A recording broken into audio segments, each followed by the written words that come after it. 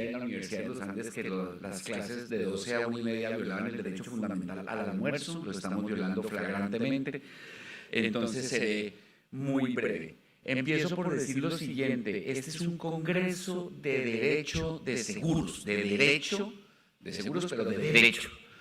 Y por lo tanto no podíamos terminar de mejor manera, para usar el viejo y manido cliché, no podíamos cerrar con un mejor broche de oro que con la presencia de 3 magistrados de nuestras 3 altas cortes. Realmente para mí eso es motivo de muchísimo orgullo y creo que le pone un nivel muy alto a este congreso, y nuestra tarea, Luis Eduardo y equipo, va a ser superarlo la próxima vez, y lo veo muy difícil, pero el desafío está ahí. De verdad, a los 3 magistrados, a los 2 magistrados y a la magistrada, muchísimas gracias, y quiero comentar muy brevemente sobre algunas de las cosas que ellos dijeron, porque creo que además nos permite hilar con discusiones que tuvimos a lo largo de la jornada. Quiero también, antes de compartir esas reflexiones, hacer una mención especial a alguien del público que ha estado muy juicioso y muy atento a estas discusiones, y que también nos honra con su presencia, que es el señor exfiscal general de la Nación y magistrado de la Corte Constitucional, doctor Eduardo Montealegre. De verdad nos honra con su presencia. Entonces, como digo, voy a utilizar muy manipuladoramente las reflexiones de los 3 magistrados para como concluir y cerrar algunos de los temas que nos quedan a todos en la cabeza. Al doctor Ternera de la Corte Suprema, lo que le quisiera decir, bueno, lo primero, gracias por esa extraordinaria exposición. Yo alguna vez, doctor Ternera, hace muchos años fui disque profesor de interpretación jurídica en la Universidad de los Andes, imagínense, pero a mí se me había olvidado lo difícil y lo distinto que es la interpretación contractual de la interpretación normativa, y ese back to basics, dirían los anglosajones, me pareció maravilloso, pero además, cuando uno vuelve a lo básico, además descubre siempre nuevas cosas. Entonces, gracias por eso. Pero la reflexión con las ideas del doctor Ternera, maravillosas, sobre cómo interpretar un contrato, y un contrato de seguros que es casi que el contrato privado por excelencia que nosotros con el que lidiamos todo el día, son 2. Una, en la práctica, y esto es cierto tanto de los seguros obligatorios, donde es casi obvio, como también de la gran mayoría de los seguros voluntarios, el contrato de seguros casi siempre es un contrato de adhesión. Casi es un contrato donde el clausulado está prehecho. Yo cuento que la semana pasada desempolvé de algún cajón un contrato muy importante, que es el contrato de seguro educativo de mi hija, porque estamos a pocos años de activar esa póliza, y yo quería acordarme cómo eran los términos. El contrato está bien hecho, no me sentí manipulado ni abusado en su clausulado, pero lo que es claro es que yo no participé en su redacción. Entonces, la pregunta, doctor Ternera, para ser más complejas aún sus reflexiones, es si todas estas 5 pautas de interpretación se modifican o no cuando hablamos de un contrato de adhesión o de semiadhesión, porque tampoco es 100% de adhesión en todos los casos. Entonces, ahí hay una reflexión que quería dejar sobre la mesa. Y la otra, mucho más interesante, y aquí personas como el doctor Juan Manuel Díaz Granados quizás puedan decir cosas iluminantes. También existe el seguro sin contrato. Y el ejemplo más claro es el aseguramiento de las EPS. Allí, todos ustedes están afiliados a una EPS. A todos se les ha dicho, y con ese argumento estamos oponiéndonos muchos a la reforma, que eso es un aseguramiento y que cómo vamos a acabar con eso, pero ahí no hay contrato.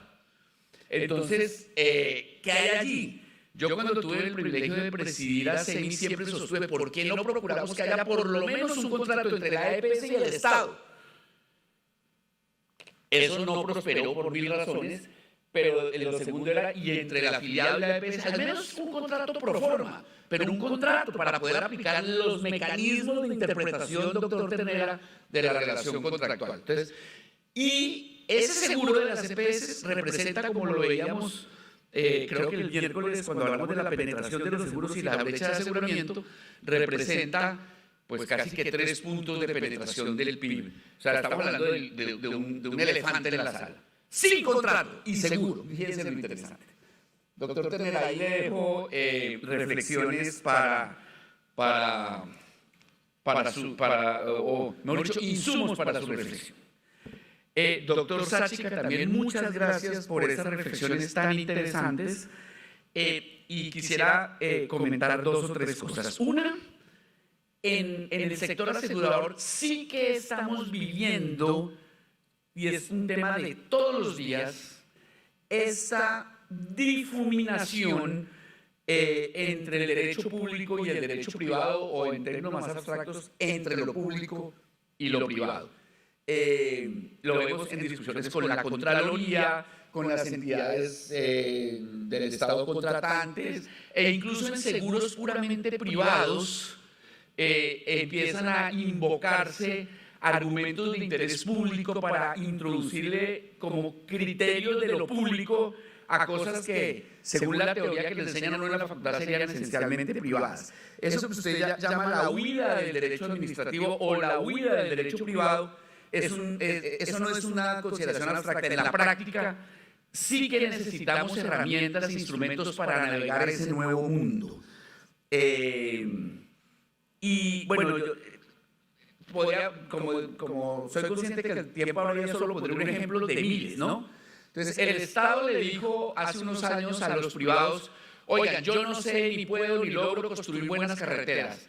Hagamos unos contratos de largo plazo, yo le doy el control de ese corredor vial a usted durante 30 años, usted haga lo que según el contrato tiene que hacer, pero con las flexibilidades, la cintura en términos futbolísticos de lo privado, de tal manera que si el puente se cae, no toque hacer una licitación que dura 2 años, sino que en 3 meses y medio esté reparado el puente. Esa es un poco la lógica de esto que llaman ahora las asociaciones público-privadas. Pero entonces se encuentra uno, doctor Sáchica, con situaciones, yo las viví en otras encarnaciones de mi vida profesional, con que, ¡pum!, de pronto llega la Contraloría y dice: oiga, pero eso que usted está haciendo es como medio público. Entonces cuénteme por qué contrató los sándwiches de su junta directiva con este proveedor y no con este otro, cuando este otro era más barato. Oye, a ti lo que te debería preocupar es que la carretera cumpla los requisitos, no tenga huecos y se haya construido en tiempo. Esas distinciones no las hemos podido del todo dibujar, y al final del día terminan cuando al privado le dicen que es privado, pero que lo van a tratar como público, empieza a haber una huida, como usted la llama, aunque sé que se refería a otra cosa, de las posibilidades de colaboración entre lo público y lo privado, que deberían partir de la premisa de que al privado se le trate como privado y al público como público. Pero esa frontera cada día más se nos está difuminando. Pero además, doctor Sáchica, le dejo este insumo para su reflexión. El miércoles por la noche tuvimos aquí la conferencia inaugural a cargo del doctor Stalin Ballesteros, director de Colombia Compra Eficiente, que nos habló de que esa cosa que se llama la economía popular, como dice mi abuelita, ¿eso con qué se come? ¿De qué estamos hablando cuando hablamos de economía popular? Y uno de los temas es, y obviamente siendo él el director de Colombia Compra Eficiente, era su tema, cómo se va a abordar el tema de la economía popular desde la contratación estatal. Entonces, obviamente yo no estoy en capacidad de replicar todo lo que él dijo, pero lo que aprendimos fue, miren, por ejemplo, como ahora la contratación estatal no va a operar bajo los principios para estos efectos de selección objetiva, de transparencia que nos habían enseñado, porque el objetivo es irrigar recursos en la economía popular. Entonces ahora, con recursos públicos, vamos a contratar juntas de acción comunal para que hagan la placahuella en la vereda. Entonces uno dice, bueno, pero ¿y si hay un mejor oferente, lo vamos a contratar? No, porque el objetivo no es tener al mejor contratista, el objetivo es meterle plata a la vereda. Es un objetivo perfectamente legítimo, pero pone un gran signo de interrogación sobre los principios con los que todos los aquí presentes nos criamos de la contratación pública. Es un cambio de paradigma, como diría Thomas Kuhn. Bueno o malo, no sé, pero es un cambio de paradigma. Entonces, fíjese, doctor Sachica, que allí empiezan a plantearse nuevas cosas y se acaba de crear un instituto, ¿cómo es que se llama? El INVIR, Instituto Nacional de no sé qué regional, cuyo propósito es ese, es poner en el centro de la contratación estatal la contratación directa, que nos habían enseñado que era supremamente excepcional, porque no responde adecuadamente a estos principios que nos gustan tanto de licitación, selección objetiva. Bueno o malo, no sé, pero cambio de paradigma. Y de nuevo, equipo Fasecolda, colegas, nos vamos a tener que acostumbrar a navegar en ese nuevo mundo y la pregunta es, ¿eso qué implica desde el punto de vista de seguros? Los riesgos de incumplimiento son mayores, son menores, vamos a tener que inventarnos unas nuevas pólizas, porque ya de pronto vamos a tener que asumir que el riesgo de incumplimiento es algo con lo que tenemos que aprender a vivir, porque el objetivo no es hacer la placahuella, es que haya recursos en la vereda. ¿Sí ven la diferencia conceptual que nos está planteando estas nuevas discusiones? Y finalmente, doctora Natalia, una reflexión sobre su también maravillosa exposición. Aunque usted no lo crea, doctora Natalia, su exposición tiene que ver muchísimo con seguros. Y le voy a contar por qué. Y esto pues lo recogí aquí conversando con mis colegas que saben de esto más que yo. Uno, un principio básico de los seguros. Lo respiramos todos los que estamos aquí sentados, es que uno solo asegura lo que es incierto, lo que puede que ocurra o puede que no ocurra. Pero si estamos en un entorno de cambio climático que ya es un hecho inescapable, ¿sí podemos seguir hablando de seguros a la manera tradicional? Entonces, claro, viene la segunda capa de análisis. Sí, porque el cambio climático está allí, pero lo que no es predecible es el momento y la intensidad y la forma en que van a ocurrir los episodios específicos. Pero van a ocurrir. Yo creo que es difícil para una aseguradora asegurar a un conductor de un vehículo si sabe que se va a estrellar y la única duda es cuándo y qué tan duro. Yo no creo que ninguna compañía de las aquí presentes asegure a ese señor. Podemos asegurar temas de cambio climático cuando hemos aprendido, nos lo explicó la doctora Natalia, que los episodios van a ocurrir. Ahí hay un desafío enorme. Y entonces, por eso es que hablar de cambio climático es inescapable en estas reuniones, nosotros, en este foro, en la Convención de Seguros, en todos los webinars a los que vamos, siempre nos hablan de el rol de las compañías de seguros en el cambio climático. Y yo personalmente, después de oír a Natalia, me pregunto si deberíamos más bien decir, no, ese no es un rol porque es que desde el siniestro va a ocurrir. Tema para pensar. Y lo segundo, doctora Natalia, se está poniendo de moda en el mundo entero y en Colombia también lo hemos discutido mucho y tuvimos una conferencia maravillosa específica sobre eso ayer. Un concepto que ustedes, señores magistrados, no tienen por qué conocer. Nosotros los que sabemos un poquito o mucho de seguros apenas lo estamos empezando a dominar, que es el concepto de seguros paramétricos. Y ese concepto implica que hay un activador, un disparador, no se indemniza el daño, sino las consecuencias de que ocurra un indicador. Ese indicador puede ser tantos milímetros de lluvia en una semana, tantos días de sequía, etcétera, etcétera, sin necesidad de gastar tiempo y recursos en medir la cuantía del daño. Para eso, el truco está en ponerse de acuerdo en cuál es ese indicador. No más ayer, si ustedes tienen el hábito que recomiendo de leer la prensa española, se habrán dado cuenta de que se declaró la preemergencia por sequía en Cataluña.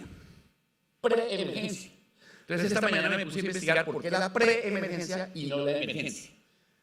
Y pues la prensa dice unas cosas superficiales, pero cuando uno escarba, encuentra por ahí los documentos de Mafre Economics y de Swiss Re y descubre que es que hay un montón de seguros paramétricos en Cataluña asociados a una declaratoria de emergencia.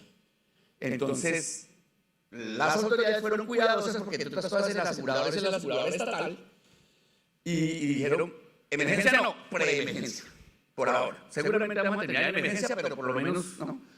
Entonces, el tema del cambio climático y de cuándo determinar su ocurrencia y de cómo y de si esos episodios excepcionales que van a ocurrir dentro de un contexto que ya sabemos que existe tiene una relación muy directa con los seguros y específicamente con este nuevo mundo de los seguros paramétricos.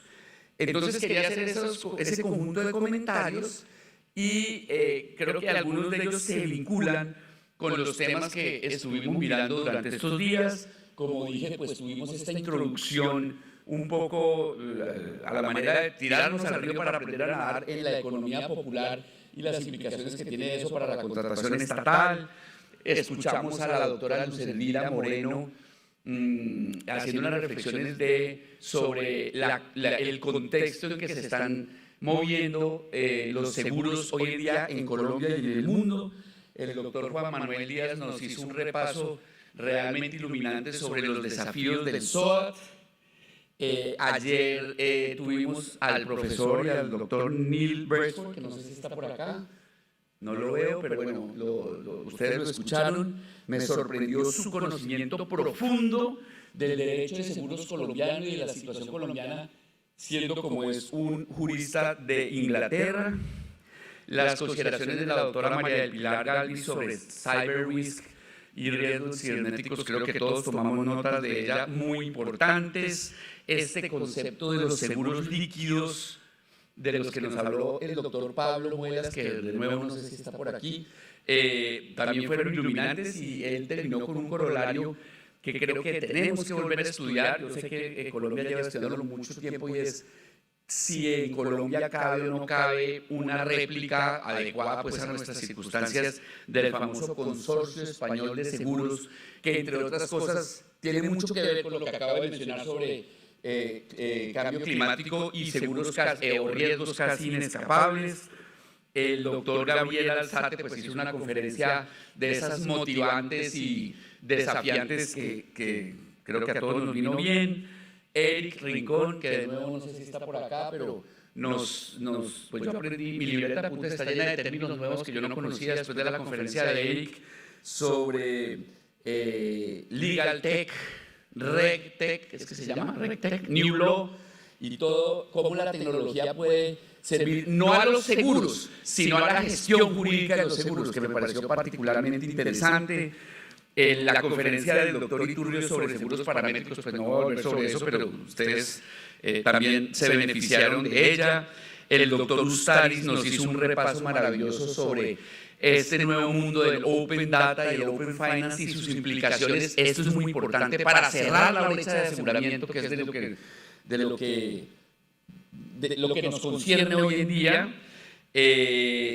Para mí fue también iluminante las reflexiones de la doctora Consuelo González sobre el lucro cesante. Yo, por ejemplo, no sabía que el lucro cesante, que para mí era un concepto universal inventado por los romanos, era tan distinto en Perú que en Chile que en Colombia, y las implicaciones que eso tiene si vamos a tener un mercado transfronterizo. Me pareció fascinante eso. Y lo mismo, y eso se conecta con la maravillosa conferencia del doctor Corso, nuestro ilustre visitante peruano, sobre la contratación transfronteriza. Y bueno, las reflexiones de esta mañana sobre la reforma pensional, que las tenemos frescas en la cabeza. De modo que creo que este repaso rapidísimo indica, Luis Eduardo, que a usted y a su equipo le quedó muy bien diseñado el programa y no veo la hora de que volvamos a encontrarnos nuevamente. De verdad, a todos, muchísimas gracias.